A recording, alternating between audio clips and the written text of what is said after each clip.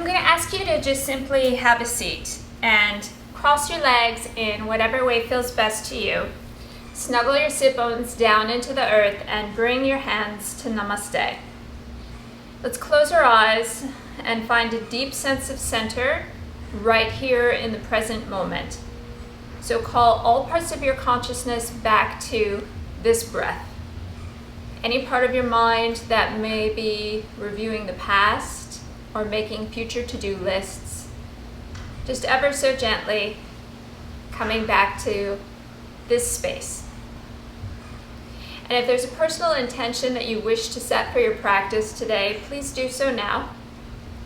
And collectively, we're going to work with core strength. So a little bit different today. I'm going to ask you to bring your hands to your abdomen, and with the eyes closed, just feel the inhalation fill the space of the belly. And then when you exhale slowly, release the air and feel the abdominal wall drawing in and up. Let's do that a few more times. Inhaling, again, fill the belly and the chest with breath, so you'll feel a sense of expansion, almost like a balloon. And then on your exhalation, you release that air and you feel the abdominal wall drawing in towards the spine. Let's do that one more time. Great big inhalation, fill the belly, fill the chest. And on your exhalation, release it all and feel the belly drawing in and up. Good. Now we're going to move into Kapalabhati. Kapalabhati is skull shining breath. It's also called breath of fire. And it's a very sharp exhale. It's rapid. So here we go. In, out, in, out, in, out. And just feel the abdomen pumping. 5 more. And now a long, slow, steady exhale through the mouth. Good. And it should kind of feel like the nervous system is turned on, all the lights in the house are on. Let's bring the hands to the heart one more time, and then come on to your hands and knees. I'll turn sideways so that you can see what I'm doing. I inhale, gaze to the sky, stretching the abdomen. Exhale, drawing the belly button in and up. I do this 2 more times. Inhaling, looking up, creating space. Exhaling and rounding. Feel that belly button lifting to the spine. And just one more time, please. Inhale and exhale and round. Come back to a flat back. Reach your right arm forward and your left leg back. Stay here for your inhalation. On your exhalation, bring your elbow to your knee and round your spine. 2 more times. Inhale. Really try to feel that the hips are side by side here. Exhale and round. Lift the belly button. 1 more. Inhale, elongate. Exhale, squeeze, squeeze, squeeze. Lift it up. Feel some fire here. Lengthen again and release completely. Now, in between the 2 sides, a little bit different today, I'm going to ask you to come into plank. If plank is challenging, come onto your knees. Otherwise, tuck your toes and again, lift the belly. So we're all about abdominal strength today and really finding that power in your core. We're just here for like 5 more seconds, no big deal. The more you press into the hands, the easier it's going to be to lift the abdominal wall. Maybe you even lift the corners of your mouth. And then release that. Come back to all fours. Now extend your left arm and your right leg on your inhale. Feel that the hips are side by side. It's totally normal for one hip to sag, but I do want you to find the good work and integrity and alignment in the pose and try to resist that urge of sagging. Inhale here, exhale, elbow to knee. 2 more, inhale, exhale. So the body always tries to find a way to make it easier. Exhale and extend, and then come back to all fours. And rather than making it easier, we need to train the body where we want it to contract, where we want it to wake up. So maybe you're on the knees, maybe you're on the toes. If you're on the toes and if you want more of a challenge, lift the right toes off the floor. It's simply for a count of 5, 4, 3, 2, and switch. 5, 4, 3, 2, foot down, downward facing dog. Now in your first downward facing dog, feel free to pedal out the legs. Feel both heels pressing down and really, really find length in the back of the body. Nice. Now come forward to plank again, and this time drop your knees. We're moving into forearm plank, which is just like it sounds. You're going to bring your elbows onto the floor so your forearms are on the floor. Let's interlace the fingers, tuck your toes, and lift the belly. Good. So really breathe here. Now I find forearm plank to be a little bit more challenging than traditional plank on your hands, but it might be different for you. It's really just an opportunity to notice. Now what I'd love for you to do here is roll to the outer arch of your right foot, but keep both elbows on the floor. And there's going to be sort of like a woo, special kind of feeling in your obliques. Take it up and over to the other side. So I roll my hips to the left. Again, both of my elbows are pressing with strength into the floor. And then I come back to the center. I drop my knees and I pull my hips back for child's pose. Let's rest for just 2 deep breaths here.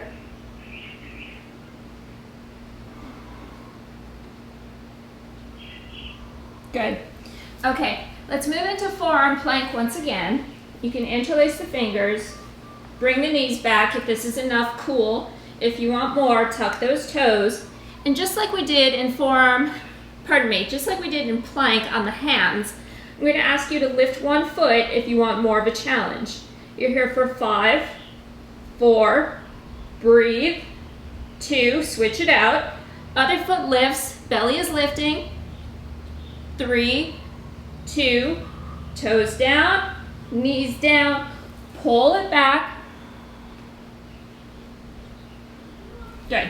So we've been building up to a pose called Dolphin, and Dolphin is very playful, like a real dolphin.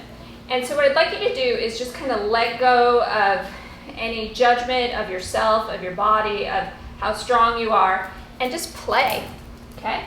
So I'm going to come on to my elbows again, interlace, both pinkies are on the floor if you can, and try to have both elbows pointed back towards your torso and not out to the sides of the room. Now tuck your toes, lift your hips like down dog, but keep those elbows down. Walk your feet forward, feel your heels pressing down, and you are in dolphin pose. Now it's super important to activate through the upper body by pressing the forearms down with strength. That will give you more lift. The yogis call this Uddiyana Bandha. It means the belly lock. The belly is lifting, lifting, lifting. Walk those toes forward more if you can. Keep lifting. Lift everything you got and bring it on down. You can rest in child's pose or simply sit up for a moment. And now we're going to follow the same pattern of what we've been doing. So we'll move into dolphin. You can try it with one leg up and then with the other leg up if that feels like something that's going to be fun today. But again, have fun with it. Think about the core and the abdomen. And you know, we often have a lot of judgment around this area, but what I'd like you to think about is belly laughter and how you know, those big chuckles really come from this space, and invite in a little bit of fun. Okay, interlace the fingers, elbows are down, tuck your toes, lift your hips, and just like down dog, you walk the feet until you feel the stretch through the hamstrings, through the calves. Heels are pressing down. Press those forearms into the floor with strength and power. Now, if all this is cool and keeping it together, take one leg up. But try to keep your hips side by side. So even though my foot is up, I'm not cranking the hip up. I keep the hips parallel. I'm here for 3, 2, 1, switch sides. Other leg goes up. Again, keep the hips parallel. One hip is either going to want to sag or open. Try to find that neutral hip.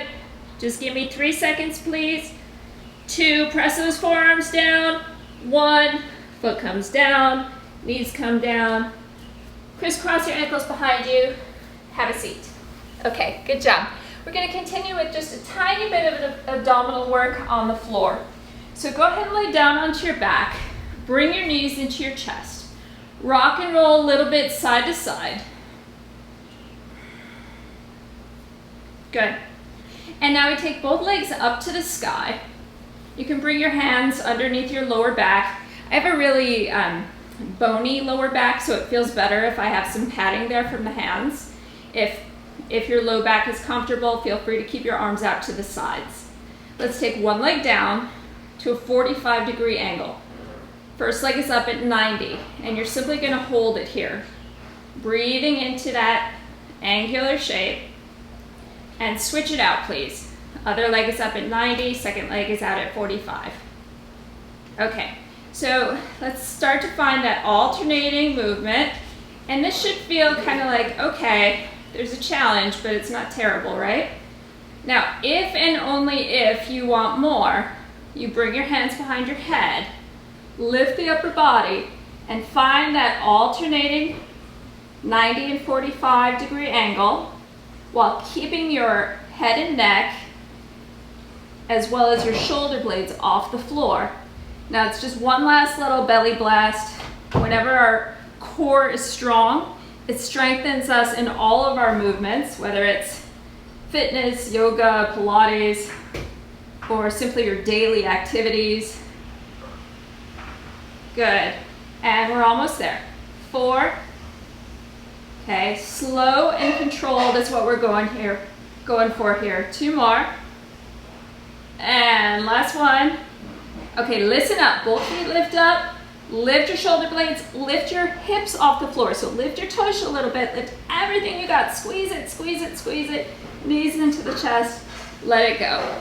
Let's release through the spine. Taking the knees off to one side as you gaze away from the legs. So anytime that we work the core, we're also working the lower back. Very often when we use the word core, we think of belly, and it is of course the belly, but it's also the low back. Switch it over to the second side. And so what we're doing with this twist is we are releasing any tension in the muscles that support the spine, especially through the lower back. So whenever you engage your belly muscles in dolphin or plank, the lower back is helping too. So we really just want to stretch it out. Nice work. And then let's bring it to the center. Okay, here we go. Extend your legs, point your toes. And now what I'd like for you to do is come onto your elbows and then come onto the top of your head as much as you can. Wiggle those elbows in and puff up your chest. We're moving into fish pose. You can interlace the fingers and point the index fingers up to the sky. If you want more, you can lift your tiptoes up to about a 45-degree angle again. That's totally optional. But we're lifting, we're breathing, we're enjoying a back bend. You're here for 3, 2, release it all into Shavasana, into your final relaxation position. You can close your eyes, soften your face, and invite in a feeling of peace and tranquility into your body, into your mind, into your heart.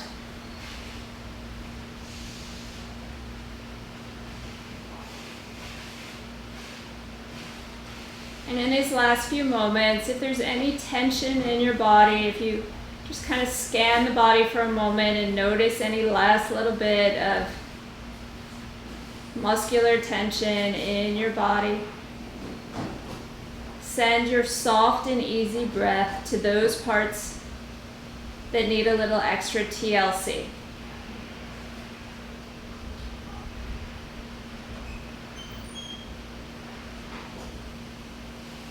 Great job, everyone. Let's take the arms overhead. Great big stretch from your fingertips all the way down to your toes. It's like a little kid hanging from monkey bars. Grow even taller. Let's roll onto your side.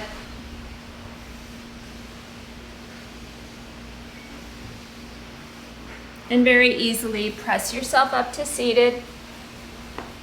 And we close our practice in the same shape in which we began, which is our easy pose, simple cross-legged. We bring the hands to the heart. The light in me recognizes and bows to the light in each of you. Thank you for sharing your practice and your strength. Namaste.